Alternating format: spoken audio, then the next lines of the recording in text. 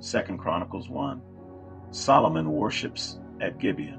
Solomon, the son of David, established himself in his kingdom, and the Lord his God was with him and made him exceedingly great.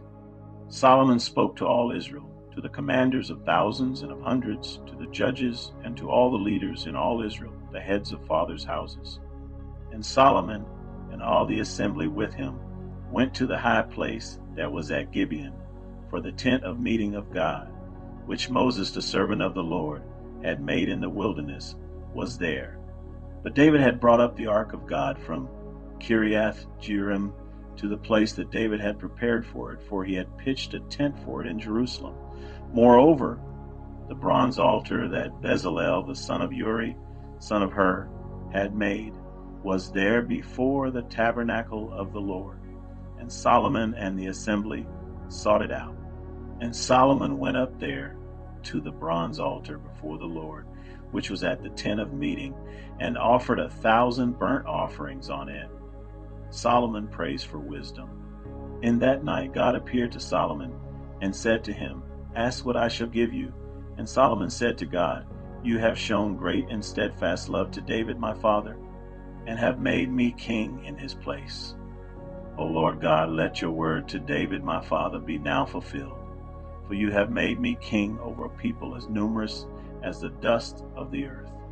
Give me now wisdom and knowledge to go out and come in before this people, for who can govern this people of yours, which is so great?"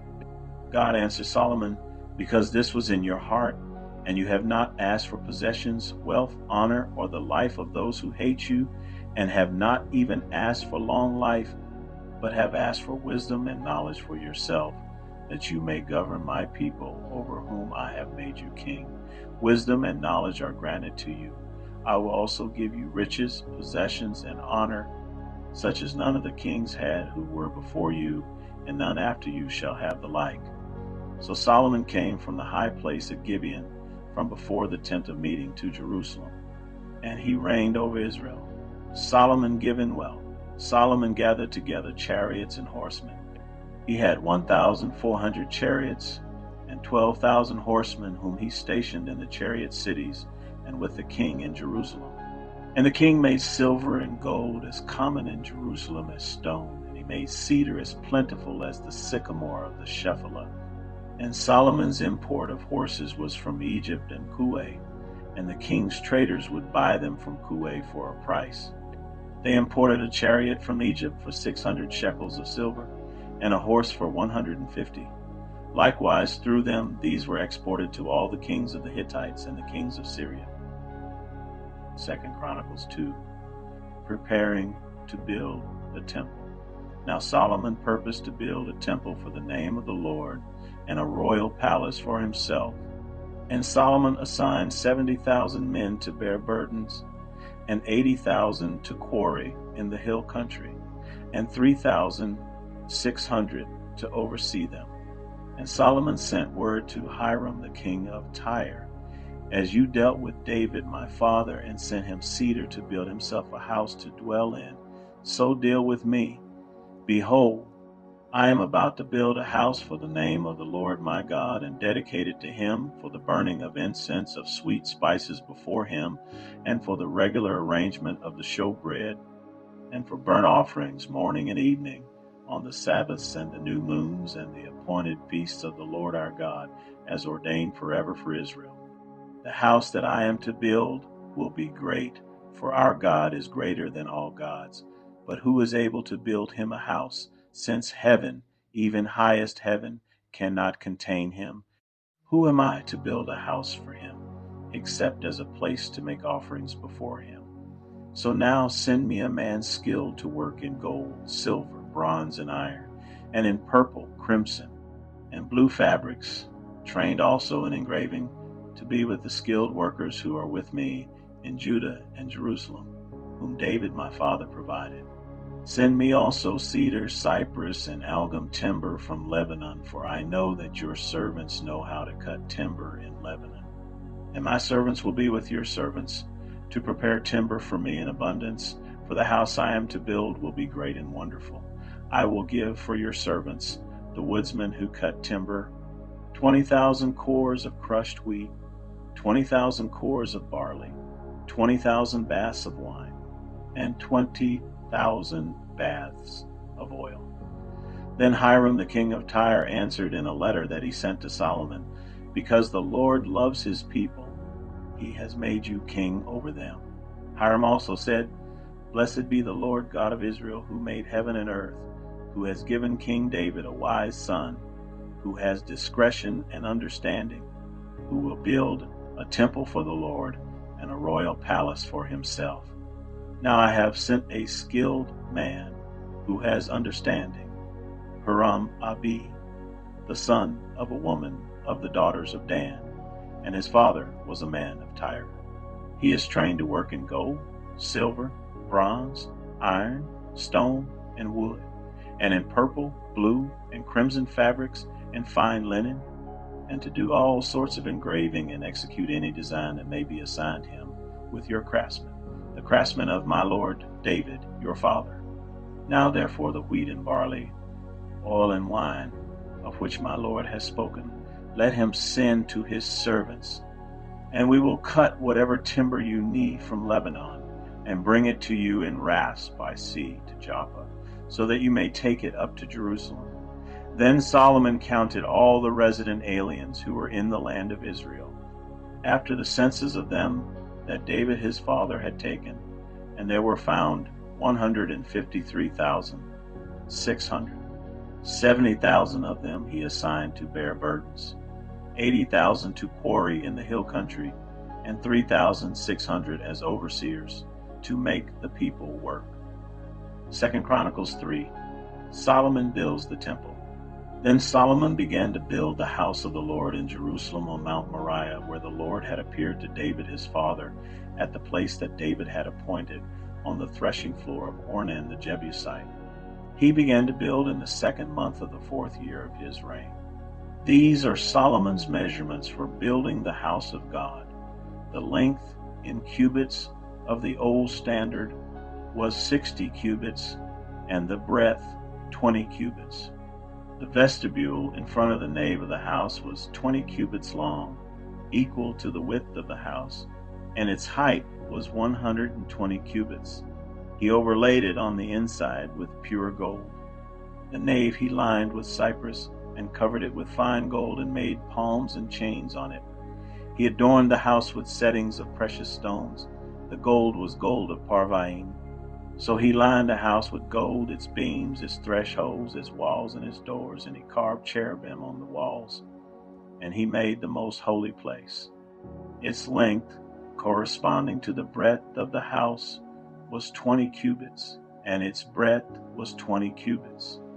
He overlaid it with 600 talents of fine gold. The weight of gold for the nails was 50 shekels. And he overlaid the upper chambers with gold. In the most holy place, he made 2 cherubim of wood and overlaid them with gold. The wings of the cherubim together extended 20 cubits. One wing of the one of 5 cubits touched the wall of the house, and its other wing of 5 cubits touched the wing of the other cherub. And of this cherub, one wing of 5 cubits touched the wall of the house, and the other wing, also of 5 cubits, was joined to the wing of the first cherub. The wings of these cherubim extended 20 cubits. The cherubim stood on their feet, facing the nave, and he made the veil of blue and purple and crimson fabrics and fine linen, and he worked cherubim on it. In front of the house he made 2 pillars, 35 cubits high, with a capital of 5 cubits on the top of each. He made chains like a necklace and put them on the tops of the pillars, and he made 100 pomegranates and put them on the chains. He set up the pillars in front of the temple, one on the south, the other on the north. That on the south he called Jachin, and that on the north Boaz. 2 Chronicles 4, the temple's furnishings. He made an altar of bronze, 20 cubits long and 20 cubits wide and 10 cubits high. Then he made the sea of cast metal. It was round, 10 cubits from brim to brim, and 5 cubits high, and a line of 30 cubits measured its circumference. Under it were figures of gourds, for 10 cubits, compassing the sea all around. The gourds were in 2 rows, cast with it when it was cast. It stood on 12 oxen, 3 facing north, 3 facing west, 3 facing south, and 3 facing east. The sea was set on them, and all their rear parts were inward. Its thickness was a handbreadth, and its brim was made like the brim of a cup, like the flower of a lily. It held 3,000 baths. He also made 10 basins in which to wash, and set 5 on the south side and 5 on the north side. And these they were to rinse off what was used for the burnt offering, and the sea was for the priests to wash in. And he made 10 golden lampstands as prescribed, and set them in the temple, 5 on the south side and 5 on the north. He also made 10 tables and placed them in the temple, 5 on the south side and 5 on the north. And he made 100 basins of gold. He made the court of the priests and the great court and doors for the court, and overlaid their doors with bronze. And he set the sea at the southeast corner of the house. Hiram also made the pots, the shovels, and the basins. So Hiram finished the work that he did for King Solomon on the house of God, the 2 pillars, the bowls, and the 2 capitals on the top of the pillars, and the 2 lattice works to cover the 2 bowls of the capitals that were on the top of the pillars, and the 400 pomegranates for the 2 lattice works, 2 rows of pomegranates for each lattice work, to cover the 2 bowls of the capitals that were on the pillars. He made the stands also, and the basins on the stands, and the 1 sea, and the 12 oxen underneath it. The pots, the shovels, the forks, and all the equipment for these Huram-Abi made of burnished bronze for King Solomon for the house of the Lord. In the plain of the Jordan the king cast them in the clay ground between Succoth and Zeradah. Solomon made all these things in great quantities, for the weight of the bronze was not sought. So Solomon made all the vessels that were in the house of God, the golden altar, the tables for the bread of the presence, the lampstands and their lamps of pure gold to burn before the inner sanctuary, as prescribed, the flowers, the lamps, and the tongs of purest gold, the snuffers, basins, dishes for incense, and fire pans of pure gold, and the sockets of the temple, for the inner doors to the most holy place, and for the doors of the nave of the temple were of gold. 2 Chronicles 5.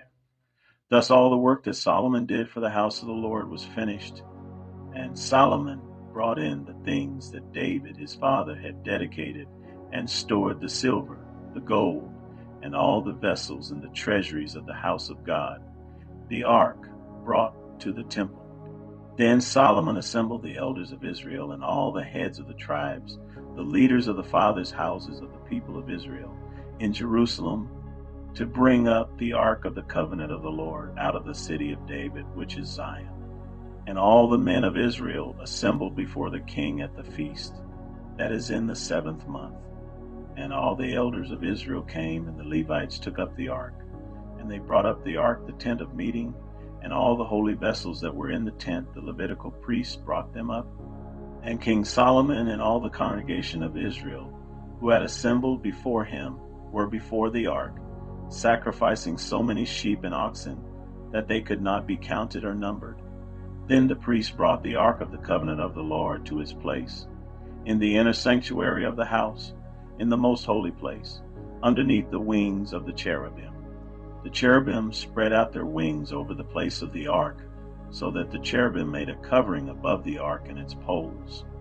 And the poles were so long that the ends of the poles were seen from the holy place before the inner sanctuary, but they could not be seen from outside, and they are there to this day.